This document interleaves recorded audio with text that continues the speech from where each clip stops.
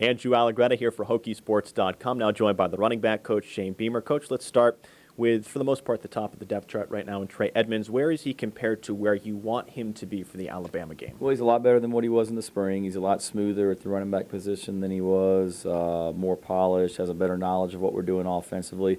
We're all out there trying to get better every day. Are we ready to play Alabama right now? No, but excited about where Trey is and his progress, and couldn't be happier with where he is right now in our preseason camp. Just from talking to Trey and seeing him on, say, the press conference podium, he seems like a very smart guy, very coachable guy. Is that the case with Trey? Yeah, he's awesome. You know, I wish we had more guys like him on our team. He's just fun to be around every day. Always has a great attitude. Football's important to him, but very much so. You know, whatever you tell him, he's gonna take it to the bank. He's not gonna make the same mistake twice. He's one of those guys. And every day, you know, we come into that meeting room, we correct something from the practice before, and he makes sure it doesn't happen again. Are you getting closer to figuring out what you want your balance to be between Trey and, say, at the moment, J.C. Coleman? Yeah, no question. I mean, they're all going to have a role. Tony Gregory we're high on. I mean, he had a great practice last night, and there's no question he's a guy that's a weapon also.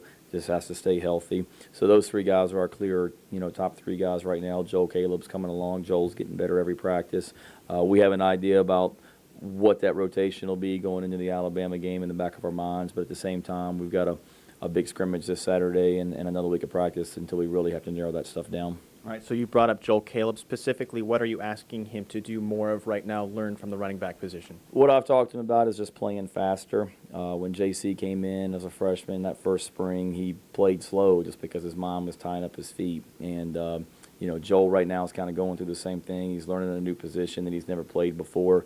He's thinking too much and is a little mechanical out there. What I've challenged him and asked him to do this week is just play faster. You know, you may not know what's going on, but when the ball's in your hands and after you've made all the, you know, reads that we ask you to make, play fast, you know, be explosive. And he showed some signs of doing that last night. Last question I want to ask you, Shane, and I know this is light years down the road, but Penn State was announced for the Virginia Tech football schedule today.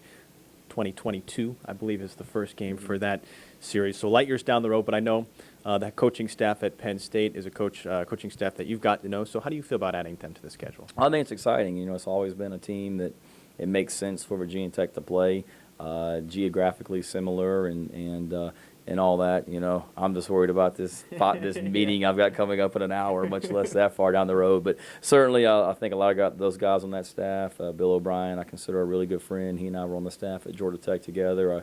I keep in touch with him pretty regularly, and then some of those other guys on the staff as well. There's some Hokie connections up there with Anthony Midget being there now, and a couple other guys that I've worked with. So you know, that's a long time down the road, but I'm excited about that being on the schedule. Thank you, Shane. Thank you.